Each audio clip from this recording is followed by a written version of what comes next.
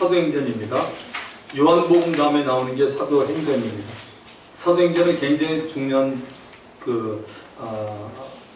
말씀이죠. 왜냐하면 예수님은 계시지 않는 가운데 사도들을 통하여 하나님의 일을 일어나는 게 사도행전입니다. 사도행전 2장을 펴시고요. 2장 42절. 아마 이 말씀은 굉장히 여러분이 친숙한 말이라고 봅니다. 왜냐하면 제 오른편에 걸려있잖아. 지금 말씀이 그대로 똑같은 말씀이죠. 자, 우리 한번 다 같이 합독하겠습니다. 시작. 그들이 사도의 가르침을 따라 서로 교제하고 떡을 떼며 오로지 기도하기를 힘씁니다. 아멘.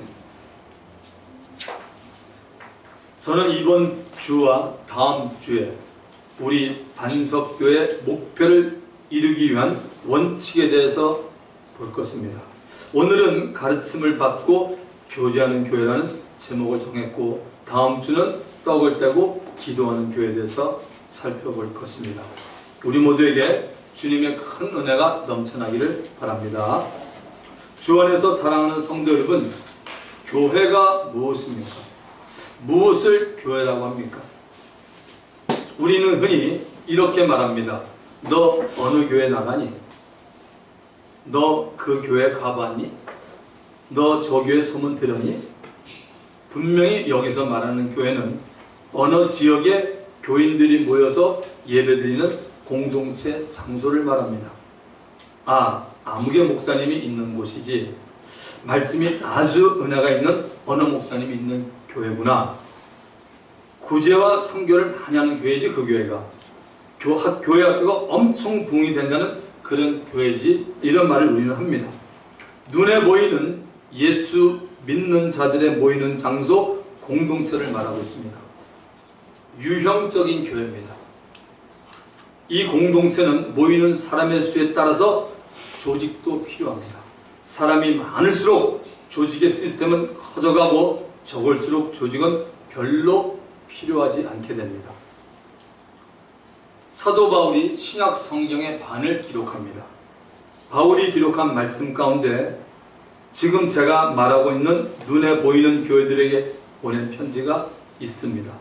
대표적인 편지가 고린도 교인들에게 보낸 고린도전서와 후서, 데살로니가 교인들에게 보낸 데살로니가 전서와 후서, 그리고 갈라디아 여러 교회들에게 보낸 갈라디아서입니다.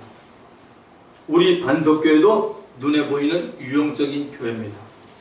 그런데 여러분, 교회라고 말할 때 이 유형적인 아닌 무형적인 우주적인 교회가 있습니다. 예수 그리스도 안에 들어온 사람들은 다 무형적인 교회에 속합니다. 예수 그리스도 안에 들어왔다는 말은 예수님을 주는 그리스도시요 살아계신 하나님의 아들이라고 고백하는 사람들입니다. 교회의 머리는 예수님이시고 교회는 예수님의 몸입니다. 에베소서 1장 22, 23절에 나와 있습니다. 그러므로 우리 각 사람은 예수님의 몸을 구성하는 지체로서 존재하고 있는 것입니다. 예수님이 볼 때는 두 가지의 형태의 교회를 다 보시는 것입니다. 천국에 가는 교회는 다 무형적인 교회에 속합니다.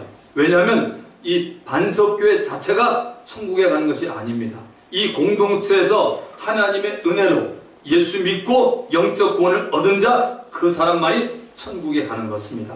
어느 교회든지 다 마찬가지입니다. 그 교회 안에 있는 교인들 가운데 영이 거듭난 사람들만이 천국을 가는 것입니다. 여러분, 왜 영이 거듭난 사람만이 천국을 갑니까? 예수님이 요한복음 3장에서 말씀했기 때문입니다.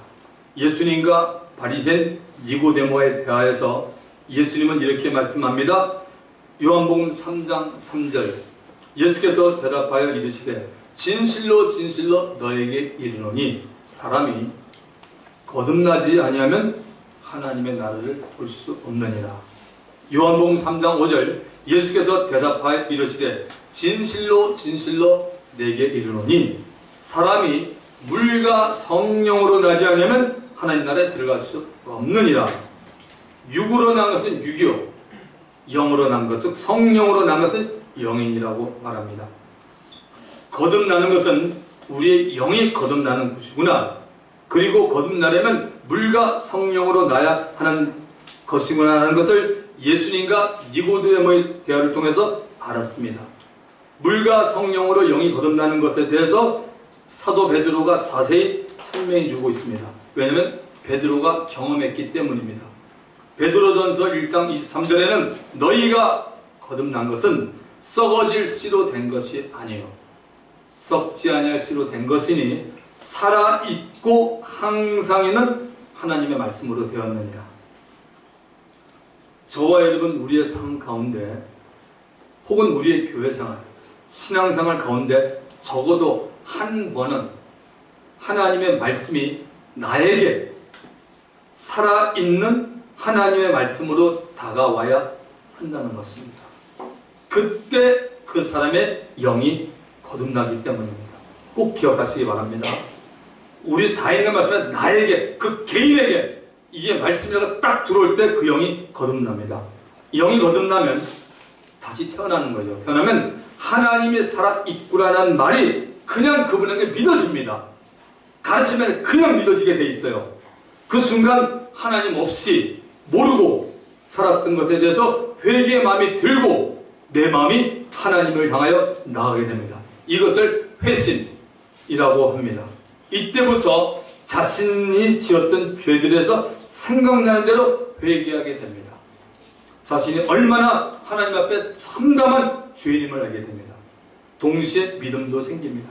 이 믿음으로 자신의 엄청난 죄를 용서하기 위해 이 세상에 오셔서 십자가 지시고 피 흘려 죽으신 예수님을 진실로 구세주로 믿게 됩니다. 이때 하나님 아버지는 그 사람을 예수의 피에 의해서 의롭다라고 칭해 주는 것입니다. 그리고 예수를 믿는 순간 그 사람은 하나님의 자녀가 되는 권세를 받고 하나님을 아빠, 아버지라 부르게 됩니다. 또한 천국 시민권도 주어지는 겁니다. 다른 말로 하면 여러분, 사람이 거듭나지 않고는 그 사람은 진실로 예수를 믿을 수가 없는 것입니다. 다른 말로 하면 영이 거듭난 사람은 한 사람도 예외가 없이 다 예수를 구세주요 삶의 주인으로 모시게 됩니다. 그러므로 저와 여러분 무엇을 점검해야 합니까? 하나님의 말씀에 의해서 내 영이 거듭나게 되었는가를 여러분은 자문해 보아야 합니다. 하나님의 말씀이 나에게 살아있는 말씀으로 들렸던 적이 있나 없나는 겁니다. 만약에 여러분이 교회를 몇십 년 나와서 한 번도 지금 제가 말한 것처럼 이 말씀이 나에게 정말 와닿지 않은 사람은 예수님하고 솔직히 별 관계가 없다고 봅니다. 왜냐하면 예수를 믿을 수가 없어요. 이 원리가 되어 있습니다. 한 번도 하나님의 말씀이 나에게 살아있는 하나님의 말씀으로 들리지 않았다면 그분은 영이 거듭나지 않은 사람일 것이고 예수님이 자신의 죄를 짊어졌다는 것이 믿어지지 않는 것입니다. 하나님의 은혜로 예수 그리스도를 나의 구세주로 믿고 신앙생활하는 성도들이 모여서 하나님을 예배하고 섬기는 많은 공동체 가운데 하나가 우리 반석교회입니다. 반석교회의 머리는 예수님이고 우리는 다 예수님의 몸을 이루고 있는 지체들입니다.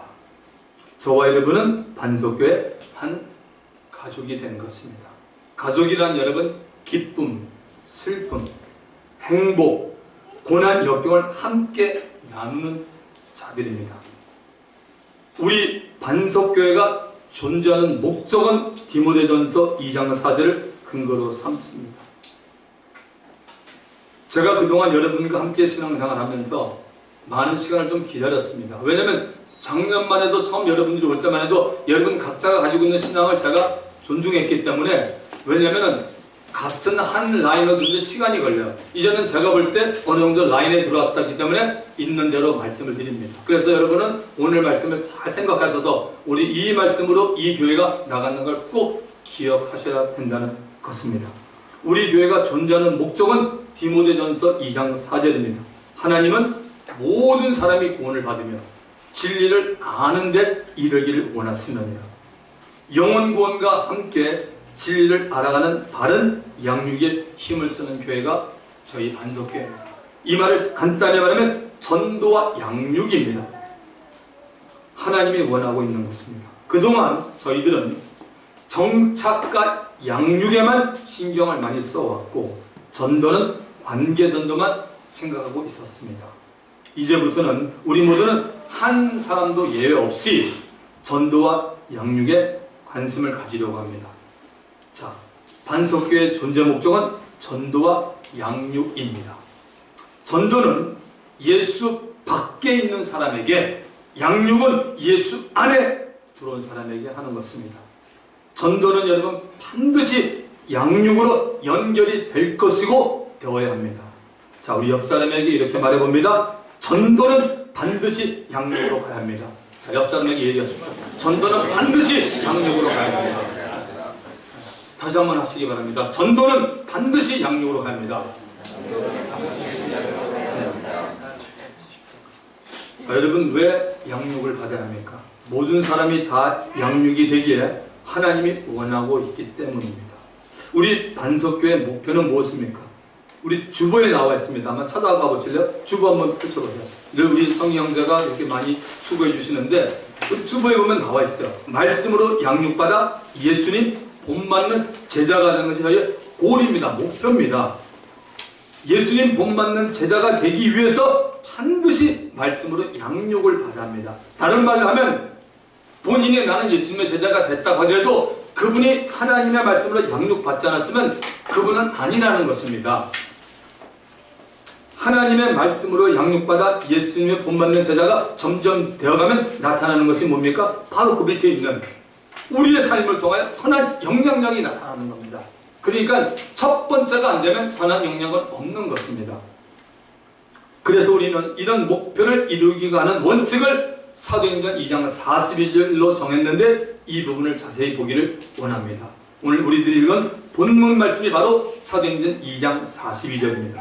그들이 사도의 가르침을 받아 서로 교제하고 떡을 떼며 오로지 기도하기를 전혀 힘씁니다. 여기도 보면 여러분 적혀있죠. 여기 그렇죠? 네. 예수님이 승천하신 후에 오순절 마가다락방에서 기도하고 있었던 120명의 사람들에게 성령이 임했습니다. 성령이 임한 그들은 예전에 나약한 사도들이 아니었습니다. 죽음을 두려워하지 않았습니다. 예수님의 부활을 보았기 때문입니다. 예루살렘을 중심으로 성령의 역사와 함께 회개 운동이 일어났습니다.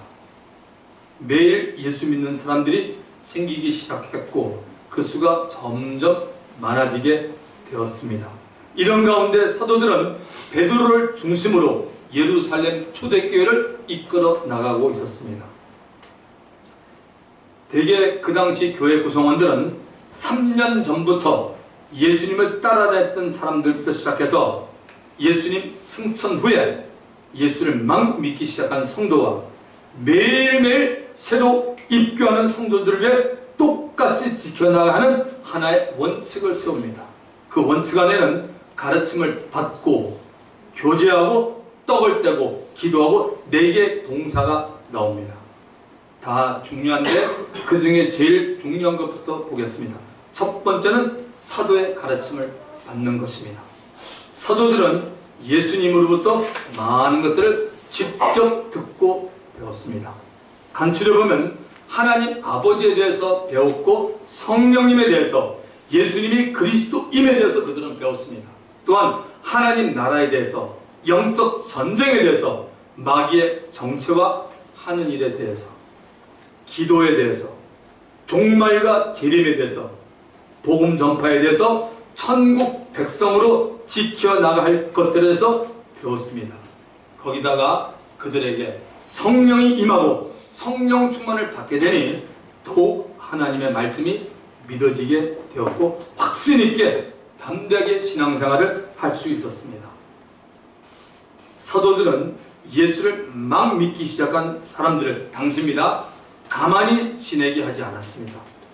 부담이 되면 천천히 교회 나오라고 말하지 않았습니다. 말씀은 늦게 배워도 된다고 말하지 않았습니다.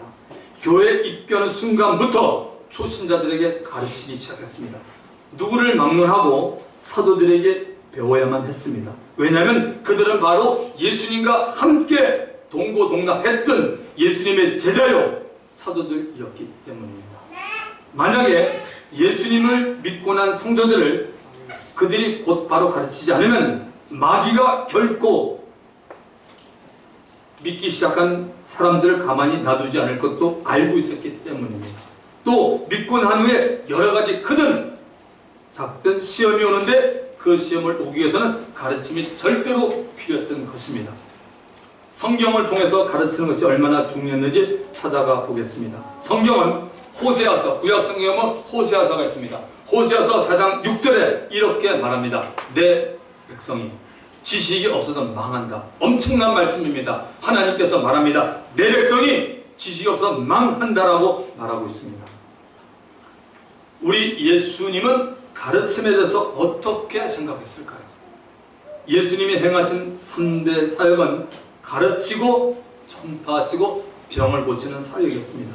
Teaching, Preaching and Healing. 이게 예수님의 주된 3대 사역입니다. 이 3대 사역에서 제일 처음 나온 것이 회당에서 가르치면입니다.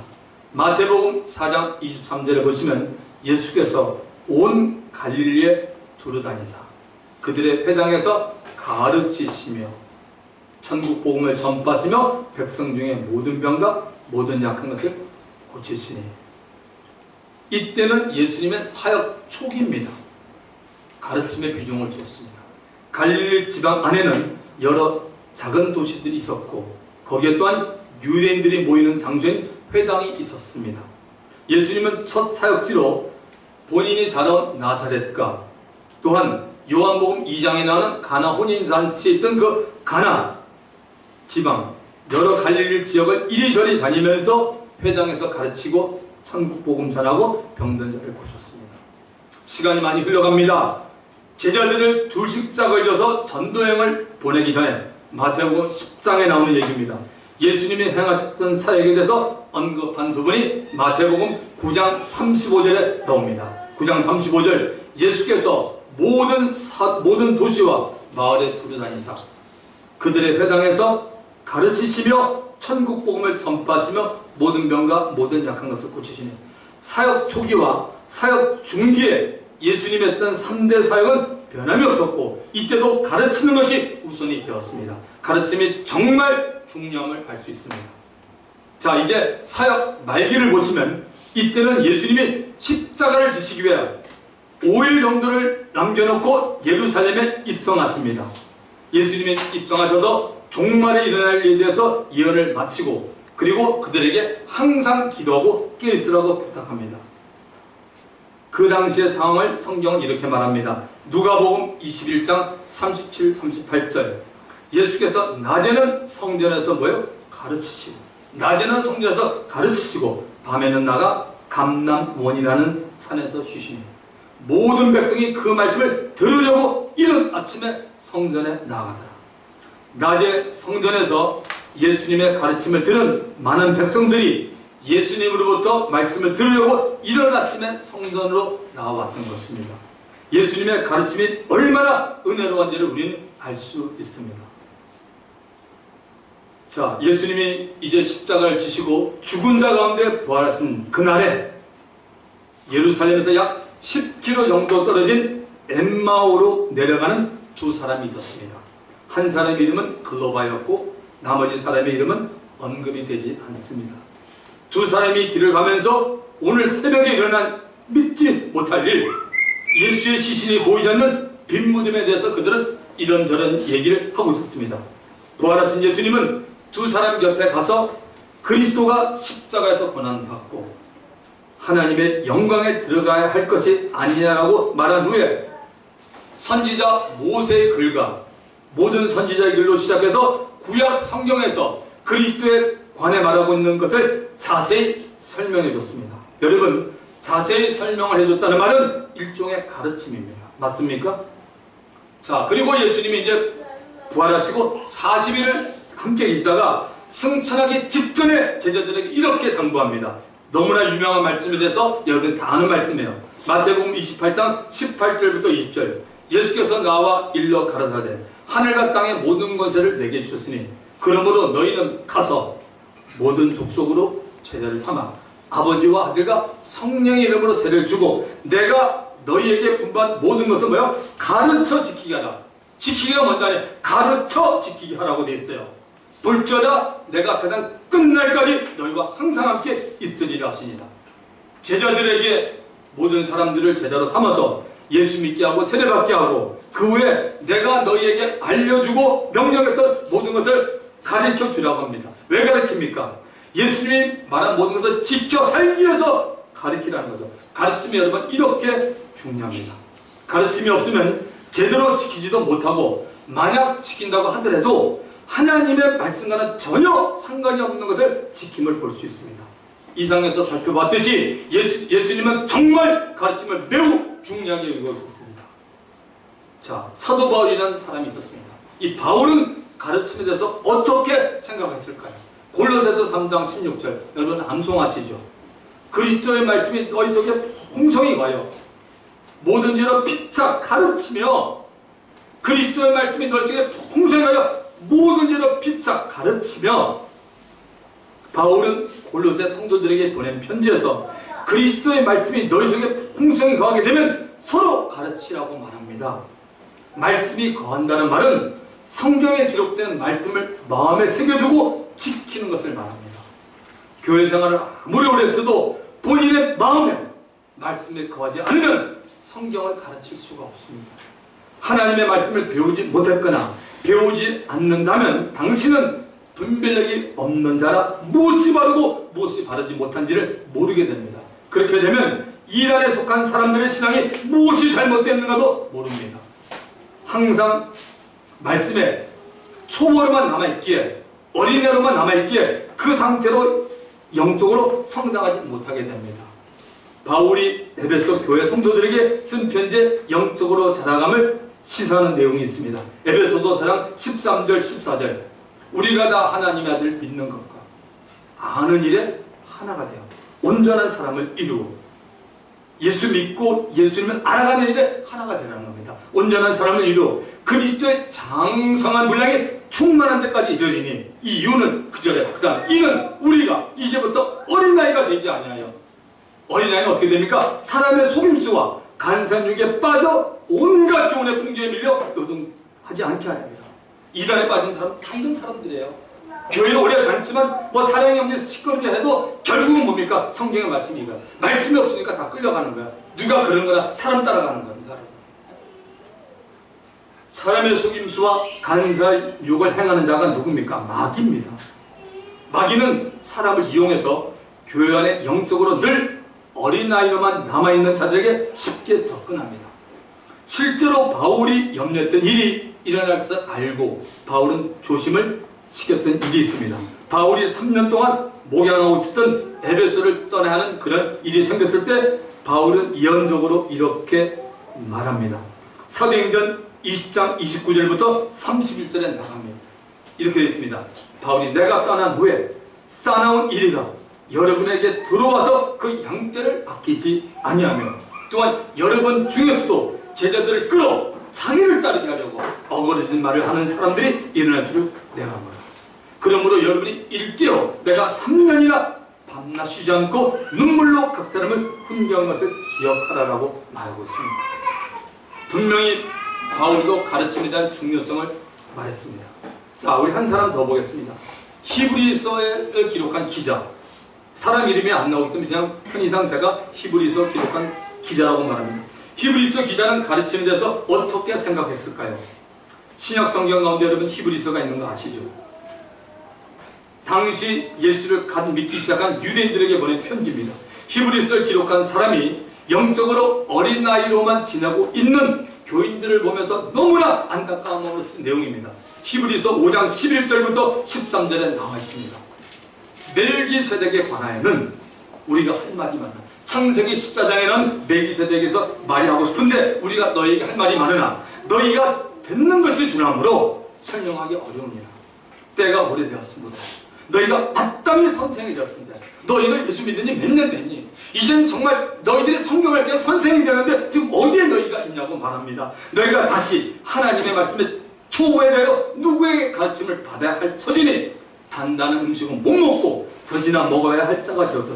이는 젖을 먹는 자마다 어린아이니 의의 말씀을 경험하지 못한 자라고 말합니다. 예수님의 말씀과 바울의 말과 히브리 기자의 말을 통해서 우리는 분명히 가르침이 정말로 중요함을 알게 됐습니다. 적어도 오늘 이 자리에서 저와 예배드리고 이 말씀을 들은 사람은 노라고 말하지 마십시오. 성경을 여기서 그대로 말씀드린 겁니다. 맞지 않습니까? 여러분 어디다 불평했습니까? 정확한 거 아닙니까? 가르침을 제대로 받으면 영적으로 그리스도의 장성한 분량까지 자라갈 수 있고 분별력도 생겨서 사람의 속임수와 간사한 유혹에 넘어가지 않게 됩니다. 또한 젖을 먹는 신앙에서 단단한 음식까지 먹을 수 있는 신앙으로 자랍니다. 여러분 우리가 이 땅에서 2번, 3번 산다면 한 번 살 때는 그냥 젖이나 먹고 그냥 교회 갔다 갔다 하면 되는데 한 번밖에 못 삽니다. 왜 성경이 이런 말 할 겁니까? 우리가 사는 게 세상에는 영의 세계에 있다는 걸 꼭 기억하셔야 됩니다. 자 여러분 가르침이란 뭐냐면 특히 영적인 가르침이란 저와 여러분 삶이 살아가는 동안 하나님을 경외하고 퓨처가 하나님을 경외하고 하나님의 말씀을 지켜야 됩니다. 그러니까 그 명령을 지켜야 됨을 가르치는 것입니다. 이것이 사람이 행해야 될 하나의 의무라고 말합니다. 전도서 12장 14절에 분명히 말합니다. 전도서가 여러분 솔로몬이 쓴 건데 12장 끝났는데 맨 마지막 절에 이 말씀을 기록합니다. 인간의 공문이 뭐냐? 평생 살면서 하나님을 경외하고 그의 명령을 지켜야 되는 게 인간의 할 도리라고 말하고 있습니다. 그래서 우리가 성경을 배우고 알아야 된다는 말씀입니다. 예수님은 이 세상에 살면서 보이지 않는 하나님을 보여주셨습니다. 요한복음 14장 9절에 나오죠. 빌립이 물어봤을 때 빌립아 너 왜 아버지를 보지 않았냐? 나를 본다는 아버지를 보지 않았냐고 분명히 말했습니다. 또한 주님은 하나님을 섬기는 예법, 사랑하는 법을 가르쳐 줬습니다. 또한 주님은 하나님의 나라에 들어갈 수 있는 사람들에 대해서도 가르쳐 주었습니다. 세상에서는 하나님을 경외하고 하나님의 말씀을 지키라는 가르침이 없을 뿐더러 가르치지도 않고 가르칠 수도 없습니다. 예수를 믿는 자만이 가능한 일입니다. 그래서 예수 믿는 자들이 세상에서 빛과 소금의 역할을 하여 세상 사람들에게 보이지 않는 영이신 하나님을 보여주고 영광을 돌 수 있도록 해야 됩니다. 아멘입니까? 그러기 위해서 믿는 우리들이 먼저 하나님을 알아가는 영적 가르침을 받아야 하고 또 가르침을 받은 자를 통해 계속 가르칠 수 있는 자도 배출되어야 합니다. 이와 같이 우리 반석교회도 우리 주신 목표 예수님 본받는 제자가 되는 것을 이루어가기 위해 사도들이 예루살렘 초대교회를 이끌고 갈 때 세우신 원칙을 그대로 우리는 받아들입니다. 그러므로 저는 철저하게 성경에 입각해서 우리 사랑하는 성도님들에게 말씀을 제일 중요하게 여기는 공동체가 되기를 바랍니다. 여러분들도 부족하지만 많이 기도해 주시고 우리 교회 당신의 기쁨으로 동참해 주기를 주 이름으로 축원합니다. 자, 두 번째는 여러분 펠로십, 교제하는 교회입니다. 교제는 그야말로 참 중요합니다. 우리 교회는 교제를 중요하게 여기는 교회입니다. 교제는 사람과 사람이 대화하면서 서로를 알아가면서 친숙해져 가는 것입니다. 상대를 이해하게 되고 배려하게 되고 상대를 칭찬하게 되는 것입니다. 나의 부족한 면과 잘하지 못하는 부분을 상대를 통하여 알게 되고 배우게 됩니다. 또한 대화하는 어떤 기술도 배우게 됩니다. 하나님이 이분을 어떤 면에서 사용하고 있는지도 알게 되고 주 안에서 좋은 친구를 사귀게 될 수도 있습니다. 또한 내 안에 주의 사랑이 있는지 알게 되고 나는 상대에게 사랑을 받기만 하고 전혀 베풀지 않고 있는 사람인지도 알게 됩니다. 그러나 만약 본인이 생각하기를 나는 도무지 여기에서 배울 것이 없다라고 생각한다면 아마 하나님도 그 사람에게는 이렇게 말할 겁니다. 얘야 나도 너에게 가르쳐 줄 수 없구나라고 생각하실지 모르겠습니다. 왜 그럴까요? 주 안에서 살아가는 사람은 누구를 막론하고 하나님이 각 사람에게 준 믿음의 분량이 있다라고 로마서 12장 3절에 분명히 말합니다. 거기다가 각 사람에게 준 기프트, 은사가 다르다고 로마서 12장 6절에 말합니다. 그렇기 때문에 내가 배우려는 자세를 가지고 낮아지면 얼마든지 배울 수가 있습니다. 구역 모임을 저는 여러분들에게 권합니다. 주일 설교를 들은 사람이라면 얼마든지 나눔 시간에 설교를 들은 대로 그리고 그 안에서 본인이 경험했던 부분을 나누는 영적 교제의 시간입니다. 참으로 유익한 시간이라고 봅니다. 같은 문제를 바라보는 시각이나 생각이 좀 다르거나 혹은 많이 다르거나 하는 것을 알게 됩니다. 늘 나의 입장에서만 문제를 바라보면 나 자신이 어느 순간 나도 모르게 상대의 입장에서 문제를 봐야겠다는 그런 생각도 들 것입니다. 물론 여러분, 교제 중에 하지 말아야 할 발언도 있습니다. 상대 앞에서 상대를 모욕하거나 불쾌감을 주는 말은 정말 여러분 조심해야 합니다.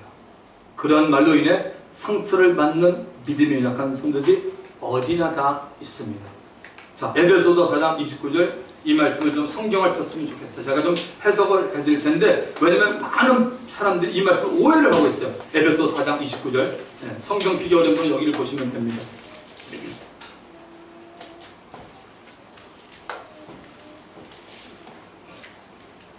자, 바울이 에베소 교회에 보낸 편지 가운데 성도들의 신앙생활 이렇게 하래서 이게 4장 22절부터 계속되는 말씀인데 29절에 이렇게 말합니다. 무릇 성도들에게 말합니다. 더러운 말은 너 입 밖에도 내지 말고 오직 덕을 세우는데 소용되는 대로 선한 말을 하여 듣는 자들에게 은혜를 끼치게 하라. 바울은 교회 안에서 교제하는 시간에 또는 성도끼리 하는 말을 두 종류로 봤습니다. 더러운 말을 하는 부류가 교회 안에 있습니다. 여러분, 더러운 말이라고 하니 여러분은 어떻게 생각하십니까? 아마 쌍스러운 말이나 남에게 욕하는 말로 생각할 것 같습니다. 그게 아닙니다. 이 더러운이라는 단어는 헬라어로 사프로스라는 뜻입니다. 사프로스. 이 뜻은 썩게 하다 에서 나온 말로 무같이 하다는 겁니다. 쓸데없이 남의 마음을 상하게 하거나 해를 끼치는 말이 더러운 말입니다. 자, 보십시오. 어떤 사람은 말을 부드럽게 하면서 남의 마음을 상하게 해를 끼치는 말을 얼마든지 합니다. 욕 한마디도 하지 않았는데 듣는 사람의 마음을 상하게 합니다. 이런 말이 다 더러운 말입니다. 그래서 예수 안에 들어온 성도들은 더러운 말은 입 밖에도 나가지 말도록 하라는 겁니다. 왜입니까? 말을 하면 듣는 사람이 있기 때문입니다. 듣는 사람의 마음을 상하게 하는 말은 대개가 다 긍정적인 말입니까? 부정적인 말입니까? 여러분이 아시리라 합니다. 그래서 바울은 더러운 말을 하지 말고 말을 하려면 선한 말을 해서 듣는 자들에게 은혜가 되도록 하라는 것입니다. 듣는 자들에게 은혜가 되도록 하라는 말이 바로 덕을 세우는 겁니다. 오직 덕을 세우는데 소용되는 대로 선한 말을 하여 이렇게 말하죠. 자, 덕이란 말에 대해서 여러분 아십니까? 덕이란 건 상대를 배려한다는 마음입니다. 이 세상은 나 혼자 사는 것이 아닙니다. 이웃이 있고 친지가 있고 가족이 있습니다. 교회도 여러분 마찬가지입니다. 어느 교회나 한 사람만 있는 것이 아닙니다. 공동체이기 때문에 남을 배려해야 한다는 것입니다. 이것이 바로 덕입니다. 베드로는 이 덕의 문제를 믿음 위에 올려놨습니다. 베드로후서 1장 5절 한번 펴보세요. 제가 내년부터는 베드로후서를 가지고 한번 설교를 할 예정입니다. 왜냐하면 이단에 관한 부분만 아니라 마지막 살아야 될 부분 아주 장엄한 말씀들이 너무너무 베드로후서에 기록되어 있습니다. 베드로후서 1장 5절만 일단 보십시오. 뭐라고 말하냐면 그러므로 너희가 더욱 힘써 너희 믿음의 뭡니까? 믿음의 덕. 아주 중요한 말씀입니다. 믿음의 덕의 시식을 얘기하는데 믿음의 덕입니다. 여러분, 모든 그리스도인은 믿음으로 시작이 됩니다. 하나님 아버지가 모든 죄인들을 위해서 최고의 만찬인 독생자 예수 그리스도를 제공해 주셨습니다. 예수 그리스도를 믿음으로 믿는 자가 되며 하나님의 자녀가 되며 하나님 나라 시민권을 가지게 됩니다. 그리고 마지막에도 믿음을 지킴으로 삶을 마치게 됩니다. 믿음으로 시작해서 믿음으로 마치는 중간 과정이 바로 예수님이 머리가 된 공동체인 교회에서 여러 사람과 더불어 믿음으로 사는 것입니다. 믿음이 있는 성도라면 교회 안에서나 밖에서나 더러운 말을 하지 않을 것이고 오히려 선한 말, 곧 긍정적인 말을 하여 상대에게 은혜를 끼치게 한다는 것입니다. 저는 이런 분은 저에게 없다고 생각합니다만 설교니까 제가 전체적으로 하겠습니다. 그리고 혹시 여러분 주위 아는 분들이 혹시 이러면 여러분 조심시키면 좋은 것 같습니다. 혹시 여러분이 한 말 때문에 상대의 믿음을 떨어뜨렸다면, 상대의 믿음을 떨어뜨렸다는 얘기는 뭐냐면 부정적인 사람으로 만들었다는 겁니다. 그 책임을 여러분은 감당할 자신이 있습니까? 여러분이 상대에게 어떤 말을 했는데 그 상대로 하여금 믿음을 떨어뜨렸어요. 부정적인 사람을 만났다면 여러분이 거기에 대한 책임을 감당할 자신이 있습니까? 이건 제 얘기가 제가 이제 성경을 풀어드립니다. 그 감당할 자신이 있냐고. 그러니까 우리가 하나님 말씀 모르기 때문에 우리가 정말 주님의 뜻과 너무 이상한 행동할 때가 많습니다. 자, 보십시오. 하나님이 가나안 땅에 자신이 택한 이스라엘 백성이 가서 살기 전에 이들의 믿음을 테스트했습니다.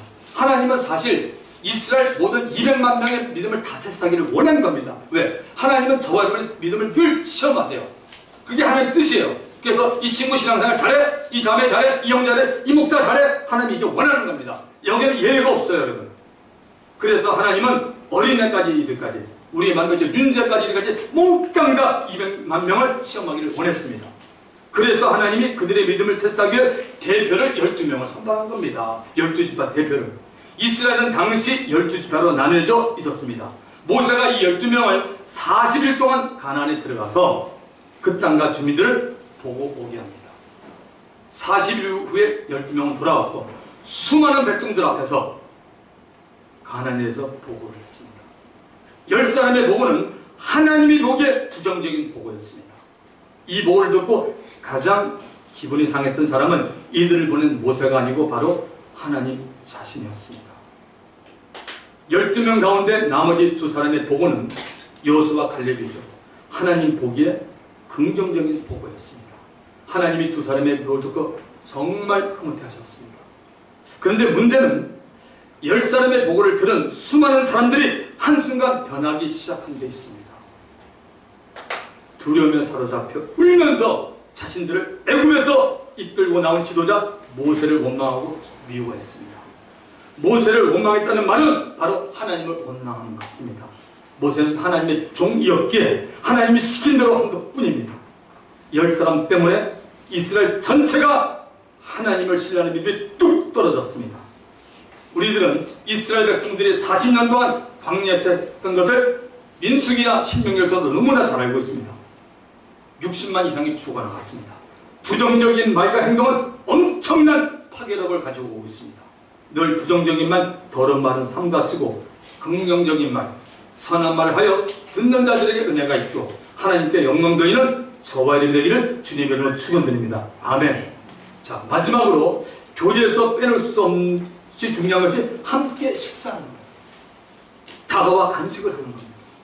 함께 먹는다는 자체가 여러분 가까워짐을 말하고 있습니다. 여러분 혹시 전혀 모르는 사람과 식사를 한다면 식사는 그 자체를 빼고는 다른 무엇이 있습니까? 아, 내가 이게 전도를 한다고요? 좋습니다. 할 자신 있으면 해보십시오. 식사를 하면 왜 분위기가 좋아지는지 정확한 이유를 모르겠습니다만 사람들은 식사하는 것을 즐기고 좋아하는 것 같습니다. 저도 마찬가지입니다. 함께 식사한다는 자체가 좋은 것입니다. 식사하면서까지 화를 내는 사람은 보기 드문 것 같습니다. 저도 누구를 만나면 식사를 하든지 아니면 커피나 음료수를 마시면서 대화를 해야 편한 것 같습니다. 여러분들은 어떻습니까? 혹시 여러분이 두 끼를 먹지 않은 상태에서 상대와 대하면 대화가 잘 됩니까? 배고프자 먹고 하자 이럴 것 같아요. 요즘 TV를 보면은 음식을 만들고 그 음식을 먹는 프로그램이 아주 다양하고 많습니다. 오래전에는 음식을 만드는 프로그램이 뭐 전체를 해서 2-3개 정도? 정말 쿠커가 나와서 그냥 이렇게 하는 거 알고 있었는데 지금은 각 방송마다 다 하는 것 같습니다. 이것 따라 유행 같습니다. 예수님은 여러분 모든 계층에 있는 분들과 식사하셨고 특히 요한복음 21장에 가보시면 부활하신 후 숯불을 펴놓고 베드로를 불러서 같이 식사를 합니다. 예수님은 자신을 3번씩 부인했던 베드로에게 여전히 사랑하고 있다는 것을 확인시키고 사명을 줍니다.